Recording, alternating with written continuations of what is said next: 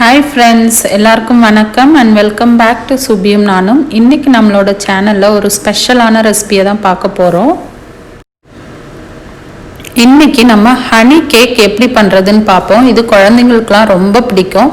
So கடையில் வாங்காமல் நம்ம வீட்டிலையே சிம்பிளாக எப்படி ஹனி கேக் பண்ணலான்னு பார்ப்போம்.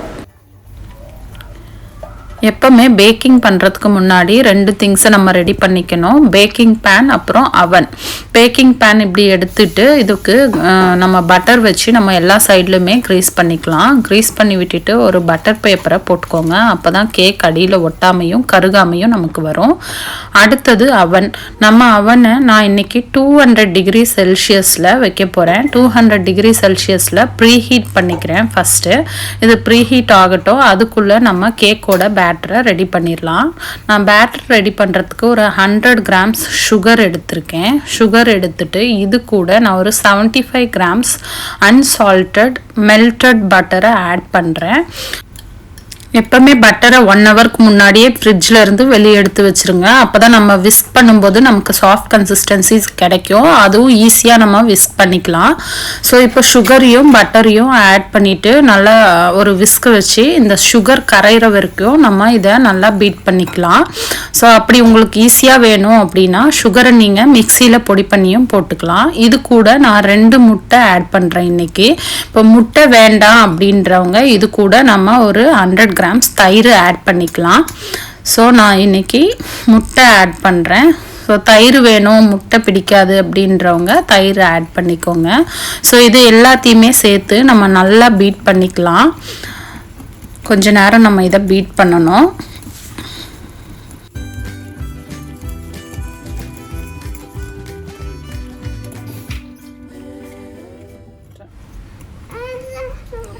சார் வந்துட்டாரு, என் பையன் வந்துட்டாங்க. அவன் கொஞ்ச நேரம் பீட் பண்ணணுமா. ஸோ நான் விட்டுட்டேன். Super, very good, super.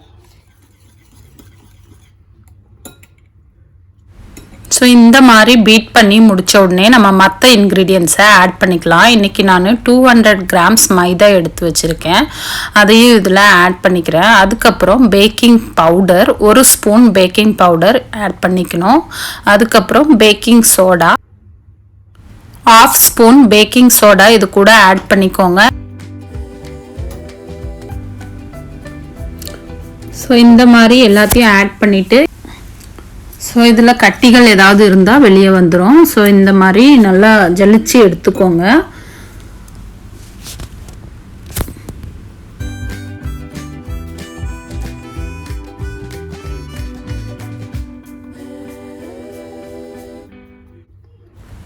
இப்போ இது எல்லாத்தையும் சேர்த்து நம்ம மிக்ஸ் பண்ணிக்கலாம். நம்ம எப்போவுமே கேக்கு மிக்ஸ் பண்ணும்போது ரொம்ப அழுத்தி மிக்ஸ் பண்ணக்கூடாது. ஒரு மாதிரி கட் அண்ட் ஃபோல்ட் மெத்தடில் மிக்ஸ் பண்ணிக்கோங்க. அப்போ தான் நமக்கு கேக் நல்லா வரும். ஸோ இது எல்லாத்தையுமே நல்லா மிக்ஸ் பண்ணிக்கலாம். மிக்ஸ் பண்ணதுக்கப்புறம் உங்களுக்கு தெரியும் மாவு எப்படி கட்டியாக இருக்கா என்ன அப்படின்னு சொல்லிட்டு.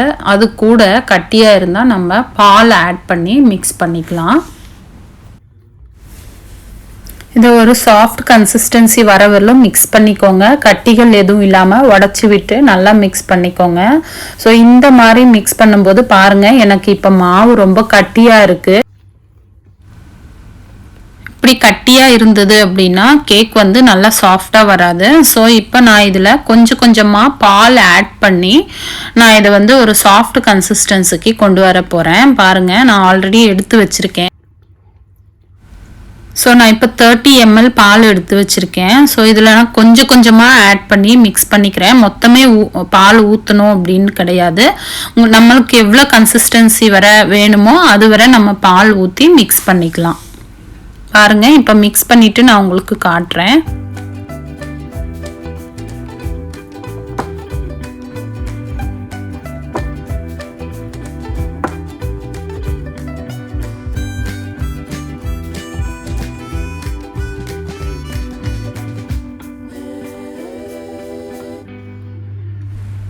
ஸோ பாருங்கள், இந்த கன்சிஸ்டன்சியில் நம்ம பேட்டர் இருக்கணும். அப்போ தான் நம்ம கேக் வந்து நல்லா சாஃப்டாக வரும். ஸோ இதை நான் இப்போ ஒரு பேக்கிங் பேனில் நம்ம ரெடி பண்ணி வச்சுருந்த பேக்கிங் பேனில் நான் மாற்றிடுறேன். ஸோ அவ்வளோதான், இதை மாற்றியாச்சு. இதை வந்து நல்லா தட்டிக்கோங்க, ஏன்னா பபிள்ஸ்லாம் இருந்தால் நம்ம கேக்கில் ஓட்ட விழுந்த மாதிரி ஆயிரும். ஸோ ஜஸ்ட்டு நல்லா தட்டிட்டு இந்த பபிள்ஸ்லாம் போகிற மாதிரி தட்டிக்கோங்க. அதுக்கப்புறம் நம்ம ஓவனில் வச்சுருவோம். இப்போ ஓவனில் நான் 200 டிகிரி செல்சியஸில் 30 மினிட்ஸ் வைக்க போகிறேன். இப்போ 30 மினிட்ஸ் ஆயிடுச்சு, நம்ம கேக்கும் ரெடி ஆயிடுச்சு, வெளியே எடுத்துடலாம். இப்போ நம்ம இதை வெந்திருக்கான்னு எப்படி பார்க்குறது அப்படின்னா, ஒரு குச்சியோ இல்லை கத்தியோ வச்சு நம்ம குத்தி பாருங்க. எதுவுமே ஒட்டாமல் வந்தது அப்படின்னா கேக் ரெடி ஆயிடுச்சுன்னு அர்த்தம். அப்படி இல்லை அப்படின்னா இன்னும் நீங்கள் கொஞ்ச நேரம் குக் ஆகிற வரலும் நீங்கள் ஓவனில் வச்சு எடுத்துக்கோங்க. ஸோ கேக் ஆறட்டும், நம்ம சுகர் சிரப்பு ரெடி பண்ணிடுவோம். ஸோ 2 ஸ்பூன் சுகர் எடுத்திருக்கேன். இது கூட நான் ஒரு 1/4 கப் தண்ணி ஆட் பண்ணியிருக்கேன். ஸோ இந்த சுகர் கரைஞ்ச உடனே நம்ம ஹனி இதில் ஆட் பண்ணிக்கலாம். ஏன்னா ஹனி வேணும், அந்த ஃப்ளேவர் பிடிக்கும் அப்படின்னா ஆட் பண்ணிக்கோங்க. ஸோ இப்போ நான் இதில் 1 ஸ்பூன் ஹனி ஆட் பண்ணிக்கிறேன். அவ்வளோதான், நமக்கு இந்த சிரப் ரெடி ஆயிடுச்சு. ஸோ கேக்கை நம்ம கொஞ்சம் மேலே இருக்கிறத கட் பண்ணிடுவோம். அப்போ தான் நமக்கு சுகர் சிரப்பு போடவும் நம்ம இது பண்ணவும் கரெக்டாக இருக்கும். ஸோ கொஞ்சமாக கட் பண்ணி எடுத்துடுறேன், ஏன்னா அந்த லெவல் கிடைக்கிறதுக்காக. ஸோ இப்போ பாருங்கள், சாஃப்டாக இருக்குது நல்லா கேக்கு. ஸோ இப்போ நம்ம எடுத்து வச்சிருக்கிற சுகர் சிரப்பை இதில் அப்ளை பண்ணிக்கலாம். ஒரு ப்ரஷ் வச்சு நம்ம சுகர் சிரப்பை அப்ளை பண்ணிக்கலாம். ஸோ எல்லா பக்கமும் அப்ளை பண்ணிடுங்க. ஸோ அப்போ தான் நமக்கு உள்ளேயும் நமக்கு நல்லா சுகர் சிரப்லாம் இறங்கி நல்லா சாஃப்டாக கேக்கு கிடைக்கும்.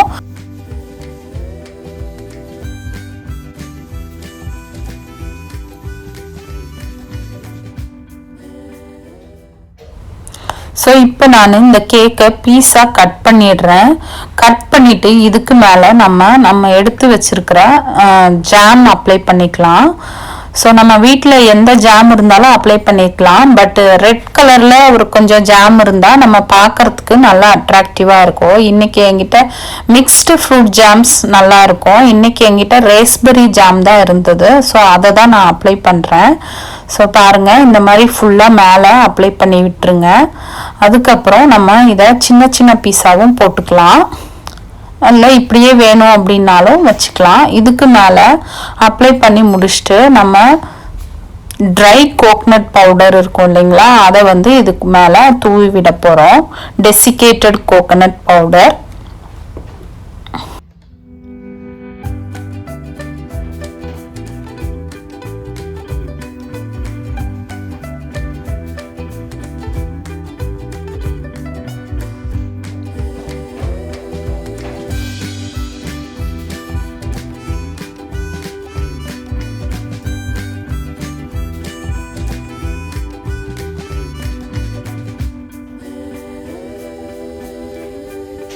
இந்த மாதிரி நம்ம அரேஞ்ச் பண்ணிட்டு பாருங்க, இப்போ நல்லா பீஸா வந்துருச்சு.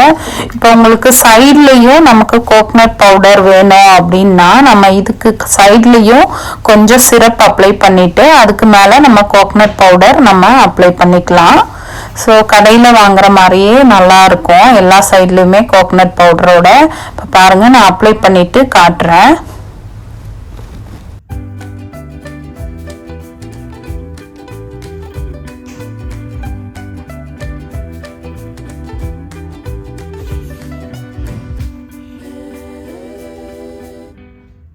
ஸோ இந்த மாதிரி நம்ம எல்லா சைட்லையும் அப்ளை பண்ணிக்கலாம். நான் இப்போ இதை சின்ன பீஸாக ஆக்கிட்டேன்.